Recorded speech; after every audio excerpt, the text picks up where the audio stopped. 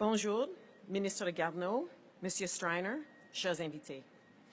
My name is Krista Keeley, and I'm the Vice President of Communications and Public Affairs for the Ottawa International Airport Authority. C'est avec plaisir que je vous accueille à l'aéroport d'Ottawa ce matin pour la prochaine annonce au sujet du règlement sur la protection des passagers aériens. Passengers have expectations when they travel, whether pertaining to clean, accessible facilities or on-time flights and successful connections. When a portion of the travel process does not meet these expectations, passengers can be everything from let down to monetarily impacted. As the Airport Authority's President and CEO, Marc Garneau, stated when Transport Canada and the Canadian Transportation Agency first announced the Transportation Modernization Act in May of 2018, the Ottawa International Airport Authority is committed to providing an excellent curb-to-cabin experience for our passengers. C'est sans équivoque que nous appuyons vos efforts pour assurer que les passagers comprennent bien leurs droits et aient l'opportunité de trouver de l'aide lorsque leur plan ne se réalise pas comme prévu. And we will do our part to assist your efforts. Sans plus tarder, j'ai le plaisir d'accueillir l'honorable Marc Garneau, ministre des Transports, qui présentera le dernier volet du règlement sur la protection des passagers aériens qui entrera en vigueur cette fin de semaine. Monsieur le ministre.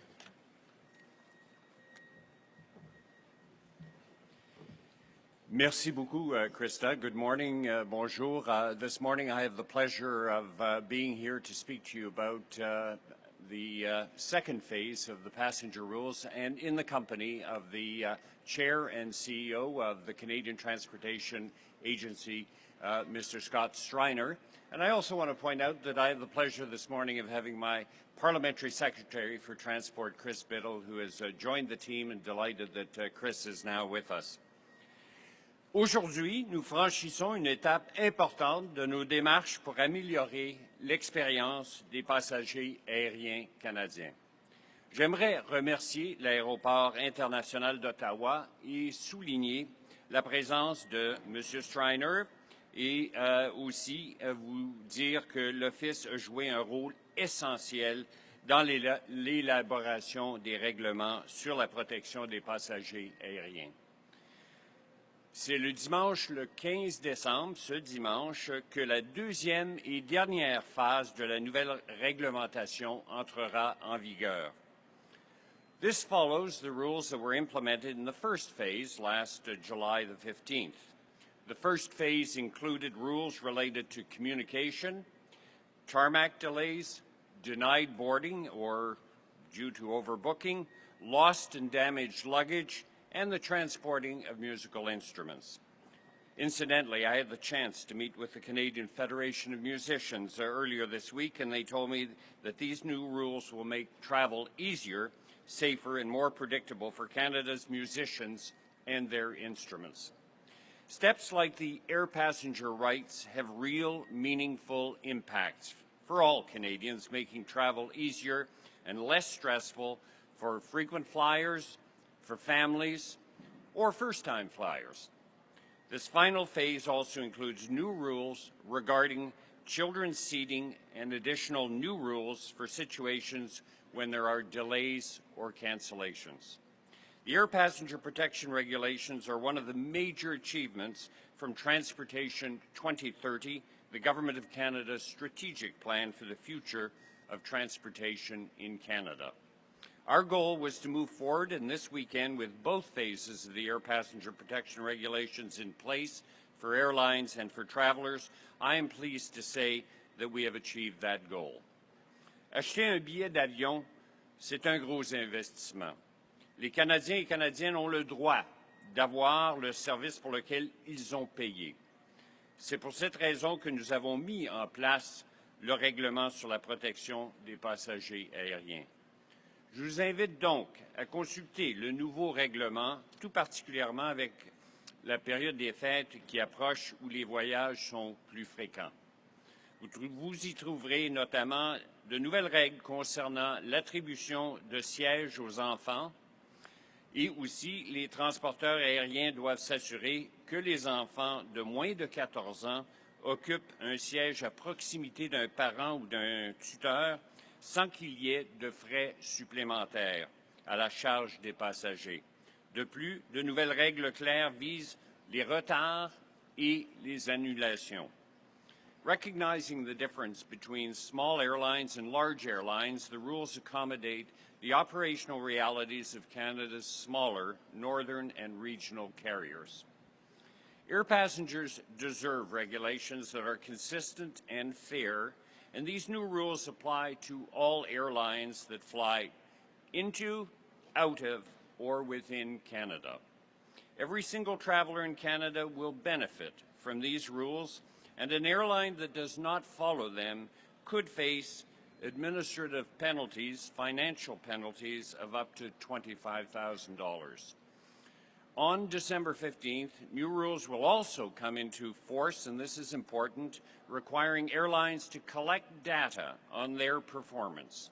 Certain information will be made public and will help Canadians make better informed choices about which airlines they choose to fly with.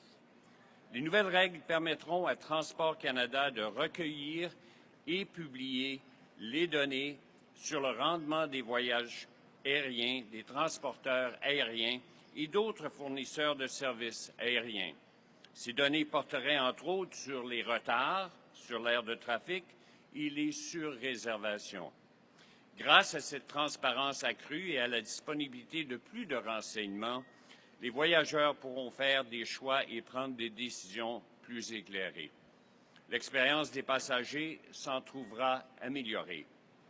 Prendre l'avion devrait être agréable et simple.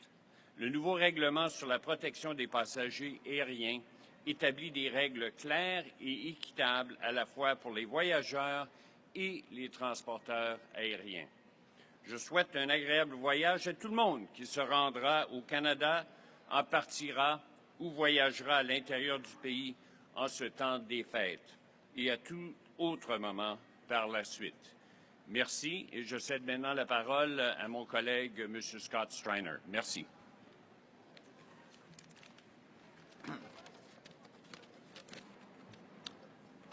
Thank you very much, Minister Garneau, and I'd also like to thank the Ottawa International Airport for hosting the event today, and also to congratulate the airport on receiving the Accessibility Gold rating from the Rick Hansen Foundation. Air travel is an essential part of modern life, and nowhere is this more true than in a vast country like Canada. Every year, about 160 million people get on or off a plane in Canada. The people passing through this airport and every airport in the country rely on flights to see family and friends, to explore new places, to do business, and to seek medical treatment. Now, most of the time, flights go smoothly, but sometimes they don't, and that can be a very frustrating experience for passengers. Air passengers should be treated fairly if, for example, their flight's late, their plane is stuck on the tarmac, their bag's lost, or they're bumped. Passengers need to be told what they're entitled to, what's happening when their flight isn't taking off on schedule, and who they can turn to if they've had air travel issues. Le règlement sur la protection des passagers aériens, le RPPA, nous aide à atteindre ces objectifs. En 2018, des dizaines de milliers de Canadiens et Canadiennes et d'intervenants nous ont fait part de leurs idées sur la protection des passagers aériens. Dans le cadre d'une série de consultations, séances de consultation publique, questionnaires en ligne, sondages dans les aéroports et soumissions écrites. En mai 2019, nous avons publié le règlement définitif. Comme le ministre a dit, le premier ensemble d'exigences de RPPA est entré en vigueur le 15 juillet. Ces exigences portent sur la communication, les retards sur l'aire de trafic, les bagages perdus et endommagés, le refus d'embarquement et le transport des instruments de musique. Ce dimanche, le deuxième ensemble d'exigences entrera en vigueur. Celle-ci porte sur le retard du vol, les annulations de vol et l'attribution de sièges aux enfants. We know that of the various air travel issues, delays and cancellations are of particular concern for many Canadians, especially as we head into the busy holiday travel season. Under the Air Passenger Protection Regulations, the APPR, passengers will be entitled to rebooking if their flight is delayed or canceled, whatever the reason. They'll also get food, water, access to communications, and accommodations for an overnight delay if the delay is for reasons within the control of the airline, but required for safety reasons. And on top of all of these entitlements, they'll receive compensation of up to $1,000 if they reach their destination late for reasons fully within the airline's control and not required for safety reasons, and compensation of up to $2,400 if they're bumped from a flight for reasons fully within the control of the airline. These entitlements give effective protection to passengers while taking account of airlines' operating realities, including Canada's tough winter conditions. The APPR will help ensure that passengers have a good travel experience from the moment they check in until the moment they collect their bags. The CTA made these regulations in consultation with the Minister, and now we have three jobs. Now that these regulations are coming into force in full, we have three jobs. The first is to inform Canadians of their rights. That's why the CTA has created a user-friendly website with plain language information for passengers and airlines, including guides explaining how the new passenger protection regulations are expected to be applied in practice. The website address is airpassengerprotection.ca. protectionpassageraérien.ca. Notre deuxième rôle est de veiller au respect du règlement et de prendre des mesures d'application qui s'imposent lorsque nous constatons des problèmes. Nos agents verbalisateurs ont agi rapidement après le 15 juillet pour s'assurer que les compagnies aériennes connaissaient et respectaient les nouvelles règles. Et ils feront la même chose à l'avenir. Our third job is to deal with complaints from passengers who think that airlines haven't lived up to their obligations. We always encourage passengers to try to resolve issues directly with an airline first, but the number of air travel complaints has been rising and will exceed 10,000 in 2019. The CTA is committed to trying to secure quick and fair resolutions of these complaints, and we actually managed to deal with about 99% of them through informal means like facilitation and mediation. The CTA stands ready to do all of these jobs professionally, efficiently, and impartially. These new air passenger protection regulations are a turning point. Starting Sunday, passengers will have a set of clear, consistent, and balanced rights when any flight they take to, from, or within Canada is delayed or cancelled, and when they're traveling with children. We all hope that the vast majority of flights will go smoothly. But when they don't, the Air Passenger Protection Regulations and the Canadian Transportation Agency will be here to help. Thank you very much for your attention. I will now turn it over to Emily, who will coordinate the question and answer session. So we will start the question period. Please say your name, the media you're working for, and I would ask one question, one follow-up by media. Thank you. Good morning. Kevin Gallagher with CTV National News. Minister Garneau, what do you say to critics of this legislation and these rules that say that they're more favorable to airlines than they actually are to the passengers' rights? For example, airlines do not have to pay compensation for most common causes of flight delays and cancellations, including those caused by aircraft maintenance issues. So what I would encourage people to do is to look at the whole of the passenger regulations or rights that we have put in place. And I think that I have no hesitation in saying that these are the best in the world when you look at the entire package. We looked very carefully at the issue of mechanical problems in making our decision, And so a typical example, if an airplane is at the gate and during the run-up of that airplane a problem is detected, we don't want that airplane to take off.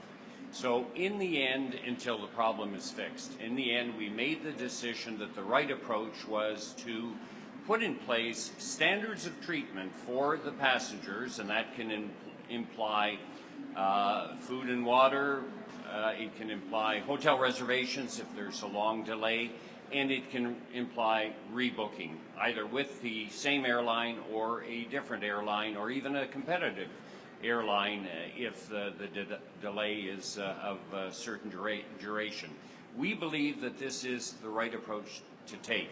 Now, some of the critics who have pointed out or cherry-picked individual things have not taken into account, for example, that in a comparison, let's say, to the European approach. In Canada, we have a maximum tarmac delay of 3 hours. There is not a tarmac delay specified for the European Space Agency, European Union, I beg your pardon. If we look at family, putting the children with the parent or guardian, there is no European rule that is comparable. There are very significant advantages to some of the rights that we have put in for passengers in Canada that are different from other countries. And I would encourage people to look at the whole thing. One of those differences, sir, between the European Union and Canada is in the European Union, if there is a mechanical delay that is determined to be out of the control of the airline, passengers are still entitled to compensation, whereas under the Canadian rules, they are not. So why was that particular decision to make the distinction here in Canada where passengers are only entitled to compensation for delays and cancellations if the airline deems it within their control? So, as I said before, we looked at the whole thing, and so let me also add to the fact that if the problem, the technical mechanical problem, is detected during routine maintenance before that aircraft comes to the gate, then it is considered to be within the control of the airline and compensation must be paid.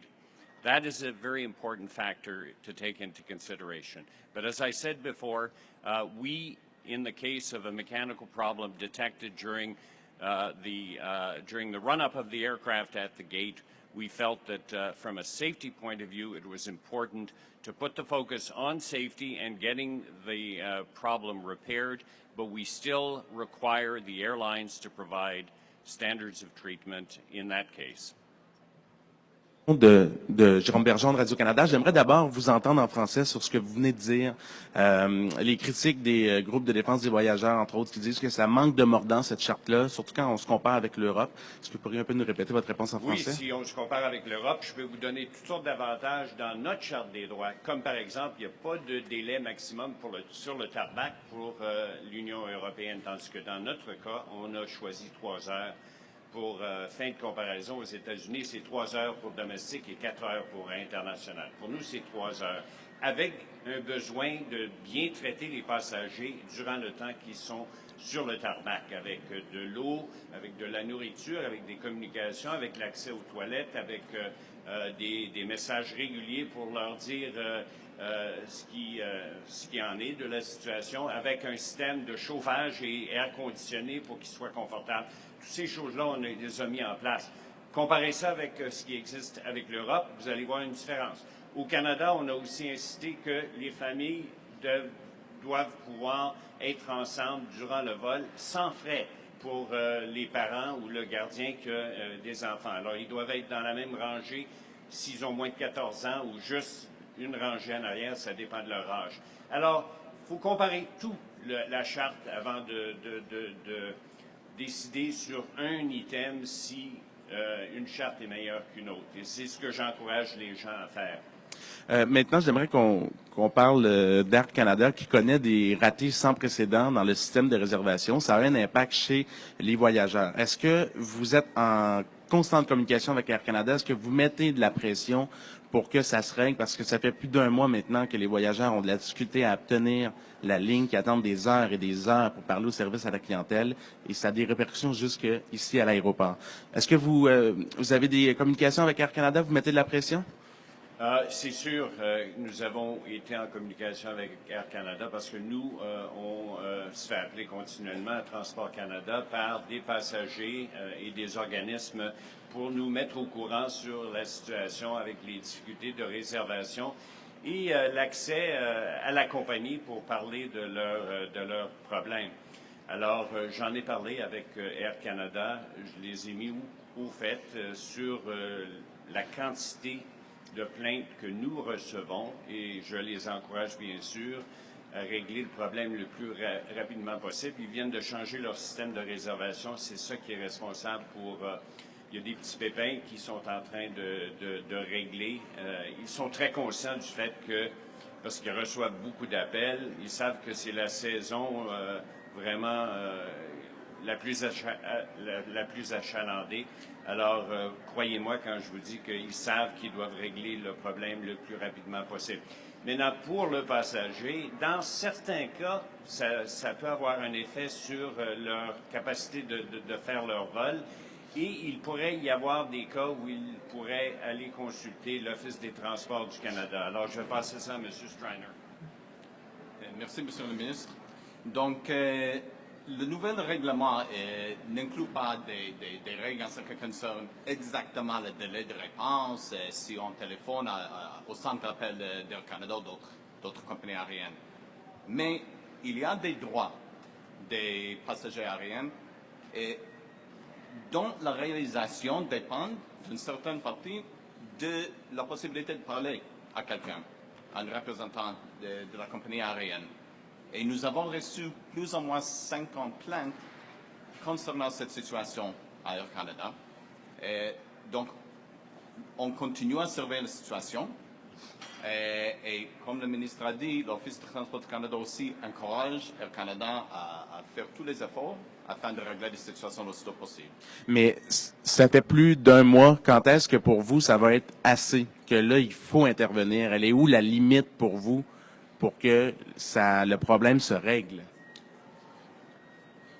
En fait, c'est à Air Canada de régler son problème.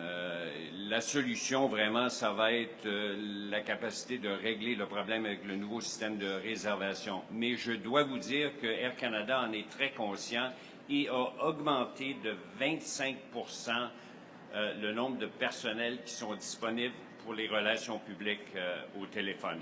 Alors, ils sont très, très conscients de la situation. Ils ont embauché, peut-être temporairement, mais 25 de gens de plus pour pouvoir communiquer avec le public.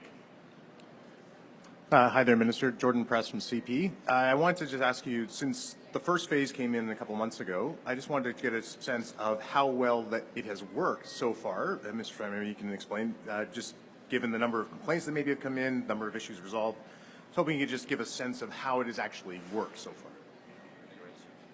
far.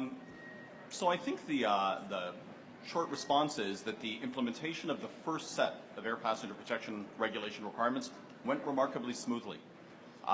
There was a relatively short period between the publication of the final regulations and the coming into force of those first requirements, and I think it's important to recognize that the airlines made significant efforts to come into compliance, and we were overall satisfied by those efforts and by the transition. Our enforcement officers did fan out across the country to assess whether or not there was compliance. We found some instances where there were issues, for example, with posting the appropriate signage. And in those cases, we didn't hesitate to take enforcement action, including imposing fines where we found issues. But I think the overall picture is that it went quite well after July 15th. And obviously, our hope is that the day after tomorrow, when the second set of provisions comes into force, it will go equally smoothly. And Minister, on something a little different, your mandate letter is now out. Yes. And I'm delighted.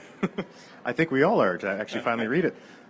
There's three things in here that relate to air travel. One has to do with accessibility. Another has to do with security checkpoints and making sure that the travelers around you can get through it fairly quickly. And also implement measures to strengthen the transparency, accountability, and efficiency of Canadian airports. I'm hoping that on each of those you can give a sense of what it is exactly you plan to do over the next little while. Well, starting with accessibility, our government brought into legislation Bill C-81, which addresses accessibility, and it also addresses accessibility in the transportation modes. We want to make sure that in this modern day and age that those who have challenges with respect to accessibility, and we're not just talking about people who need wheelchairs, we're talking about people who may be hearing impaired or who may be visually impaired, that our transportation systems, whether it's trains or airplanes, take that into consideration, because there are a large number of people in Canada, and we want to make sure that they have those rights. I'm very glad to say that the CTA will have a critical function with respect to accessibility, and perhaps Mr. Streiner can talk about it. Secondly, the business of getting through security at airports.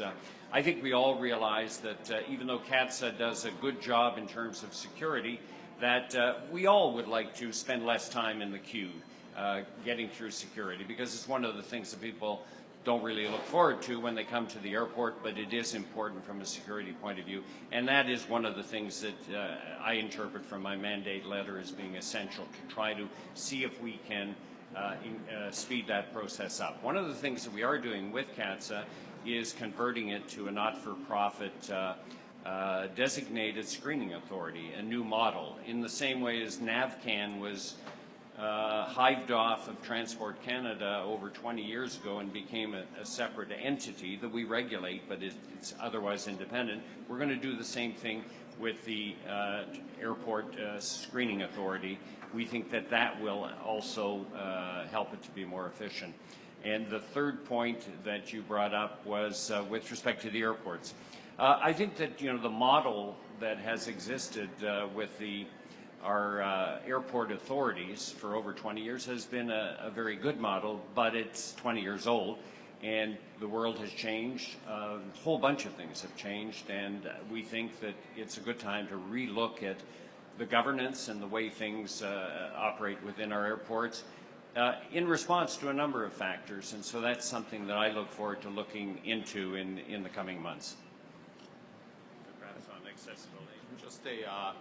Just a brief note. Just several weeks after we released the final air passenger protection regulations, the CTA released final accessible transportation for persons with disabilities regulations. So there's a set of rules to help advance the accessibility of the national transportation system that are now in the public domain and that will come into force for the most part next June. Thank you. Monsieur Garneau, est-ce que c'est possible de vous entendre en français sur votre lettre de mandat que vous venez de recevoir? Oui, sur la question des aéroports et tout ça, ben d'abord, il y a 3 points que je voudrais souligner. La première étant la question d'accessibilité pour les passagers. Il y a des gens dans notre pays qui veulent voyager comme tout le monde, que ce soit sur un train ou que ce soit sur un avion, et la question d'accessibilité a été un défi par le passé. Je suis très fier que notre gouvernement a passé une loi C-81 sur l'accessibilité qui comprend l'accessibilité au transport. Alors, c'est une des priorités de notre gouvernement de rendre le transport plus accessible, que ce soit sur un train, pour embarquer dans le train. Et puis, c'est pas seulement des gens qui sont dans des fauteuils roulants, c'est aussi pour les gens qui ont d'autres problèmes d'accessibilité, qui soient aveugles ou ils ont de la difficulté à entendre. Ces choses-là, il faut prendre ça en considération. Il y en a beaucoup au Canada et c'est important pour notre gouvernement. Deuxièmement, l'expérience à l'aéroport. L'expérience du passager. Quand une personne arrive à l'aéroport, des fois, ça prend un petit peu longtemps pour passer à travers la sécurité. C'est important, la sécurité, mais on aimerait que ça se fasse plus rapidement. Alors, c'est une priorité pour nous et j'interprète ma lettre de mandat comme étant un mandat de rendre ça plus rapide et plus efficace. Et troisièmement, la gouvernance et les opérations de nos aéroports qui fonctionnent très, très bien, mais c'est un modèle qui est en place depuis plus de 20 ans. On va regarder des différentes façons de peut-être rendre ça plus efficace, non seulement pour les aéroports, mais éventuellement pour le public également. Alors, c'est des choses qui m'excitent. Je veux travailler sur ces choses-là, puis je vais le faire pendant mon deuxième mandat. Maybe if I can ask one last quick question, Minister Garneau. Can you give us, can you just tell us, do these rules apply to Santa when he has to deliver gifts? And can you give us an update about where he is in the approval to fly on Christmas Eve? Well, I can't, that's confidential at this moment, but I'll just let you know that I spoke to Santa yesterday, and we had a very, very good conversation, and he is ready to go, and we just, being a very safety-minded organization at Transport Canada, we have to make sure that the sleigh, the reindeer, we have to do a center of gravity test on the distribution of the presents in the sleigh. All of those things have to be taken into account before we clear him. And of course, I've reminded him no distracted flying. He's not to be on his device while he's flying with his reindeers. And of course, being distracted by any other factors, and a good night's rest before he starts that very long day. But everything will be made very clear very soon. Je pense que nos petits-enfants francophones aimeraient entendre ces consignes aussi. Bon, ben, je peux pas vous dévoiler, c'est encore confidentiel, mais je peux vous dire que j'ai parlé avec le Père Noël hier et puis il est prêt. Il a hâte de décoller pour le jour de la veille de Noël. Mais, comme vous le savez, Transport Canada, on est très conscient de l'importance de la sécurité. Alors, c'est particulièrement important qu'on fasse toutes nos vérifications de son traîneau, de l'état de ses rênes. Et puis, j'ai aussi rappelé au Père Noël de ne pas être distrait pendant qu'il conduit son traîneau parce que c'est particulièrement important qu'il soit attentif. Hein? Alors, il ne peut pas être en train de texter ou d'utiliser son cellulaire. Et aussi d'avoir une bonne nuit de repos avant une journée qui va être très achalandée pour le Père Noël. Mais, en tout cas, vous allez en entendre parler bientôt, probablement la semaine prochaine. Merci.